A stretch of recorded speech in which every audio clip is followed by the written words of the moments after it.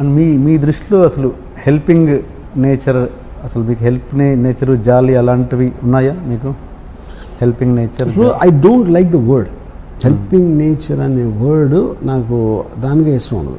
For example ఒక చిన్న example చెప్తాను మీకు. నా దగ్గర పనిచేసే అతను ఒకడు వచ్చి నన్ను డబ్బులు అడిగాడు. సార్ నాకు ఒక 2 లక్షలు కావాలి, మా మదర్కి. సరే మీ మదర్ గురించి నాకు చెప్పదు, ఎందుకంటే నువ్వు నా దగ్గర పని చేస్తున్నావు, నీకు అవసరం ఉంది, నీకు ఇవ్వాలనిపించి నా దగ్గర కెపాసిటీ ఉంటే నేను ఇచ్చేస్తాను. నీ ప్రాబ్లమ్స్ నాకు చెప్పదు. నువ్వు చెప్పిన అరే అవునా అలాగా అనేది అలాంటి దాంట్లో నేను అసలు వెళ్ళను అసలు ఇప్పుడు ఆ జోన్లోకి.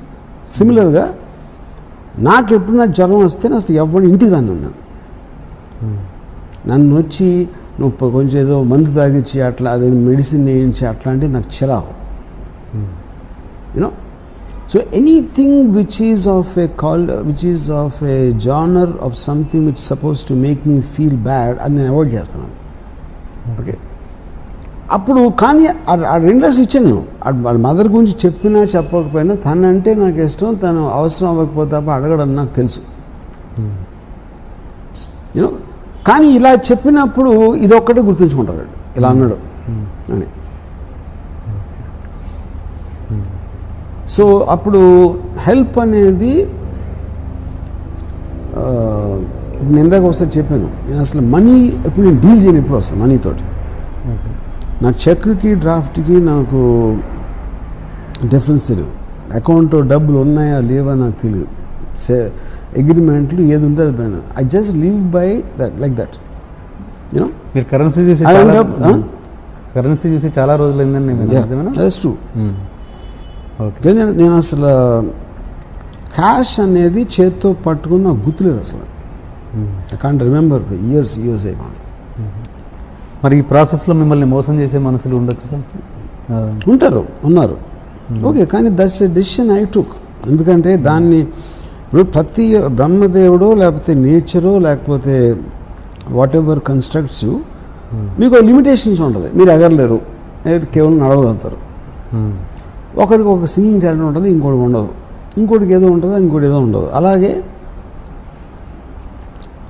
నా బేసిక్ డిఎన్ఏలో అలాంటి మెంటాలిటీ ఉన్నారు. ఆ మెంటాలిటీ ఉన్నా నేను సర్వే అవుతున్నాను కదా. ఏం చెప్పినా రాము దగ్గర డబ్బులు లేవు, లేకపోతే ఇలా అంటే ఎవరో చంపేస్తారు ఇందా చెప్పారు కదా, ఇలాంటివి అన్నీ ఉన్నా కూడా I'm still exactly living the way I want in years నుంచి. ఎప్పుడైనా మీరు ఎంతవరకు ఎన్నని ఉంటారు కానీ రాము ఇది చేయాలనుకుంటున్నాడు చేయలేకపోతున్నాడు అని ఎప్పుడన్నా విన్నారా? That's as simple as that now. One particular day I want to take break from Bollywood. కొన్ని రోజులు ఏదో వేరే చేద్దాం వచ్చాను హైదరాబాద్ వస్తే అందరూ అన్నారు బాంబేలో అయిపోయింది, ఇంకా అసలు పట్టించుకోవట్లేదు, అందుకని ఇక్కడికి వచ్చేసాడు అన్నారు. ఓవర్ నైట్ డిసైడ్ చేసి మళ్ళీ ఇక్కడికి వచ్చాను. And I put a bigger office then before. Okay, ఇప్పుడు వీళ్ళందరూ కూడా స్పెక్యులేట్ చేయగలుగుతారు కానీ వాళ్ళ గురించి ఎందుకు ఆలోచించడం, నా గురించి ఆలోచించే వాళ్ళ గురించి నేను ఆలోచించే వాళ్ళ గురించి, ఎందుకంటే నాకు టైం లేదు. వాళ్ళకి టైం ఉంది కాబట్టి నా గురించి ఆలోచిస్తారు. అప్పుడు నా గురించి ఆలోచించే టైంలో వాళ్ళ గురించి ఆలోచించుకుంటే కొంచెం అన్న పైకి రావడానికి ఛాన్స్ ఉంది అనేది నా ఫీలింగ్.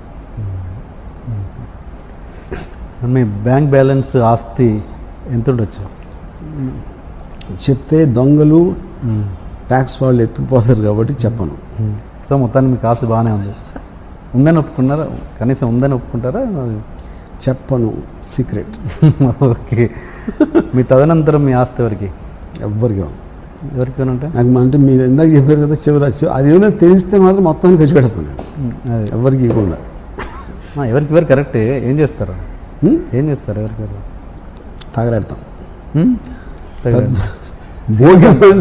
సీరియస్ ఆన్సర్ చెప్పండి. నేను ఆల్వేస్ నా వర్క్ ఎలా ఉంటుందంటే నా దగ్గర 4 కోట్లు ఉంటే 8 కోట్లు పని పెట్టుకుంటాను, 40 కోట్లు ఉంటే 80 కోట్లు పని పెట్టుకుంటాను.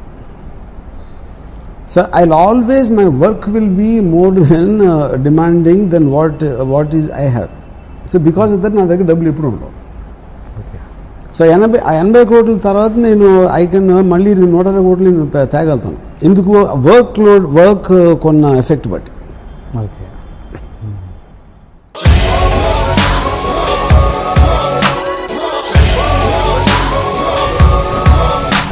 ఫోటోలో ఉన్న వ్యక్తి ఎవరమ్మా? మీ ఆయన చనిపోయారా? అయ్యో, ఎక్కడ పడితే అక్కడ ఏది పడితే అది వాగుతున్నాడని పోలీసులు నగర బహిష్కరణ చేశారండి.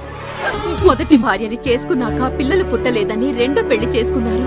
ఆవిడకి పుట్టలేదు. మూడోసారైనా తగులుతుందనుకున్నా, తనకే పుట్టలేదు. ఆయన దగ్గర బాణం ఉంది కానీ దానికి పదును లేదురా.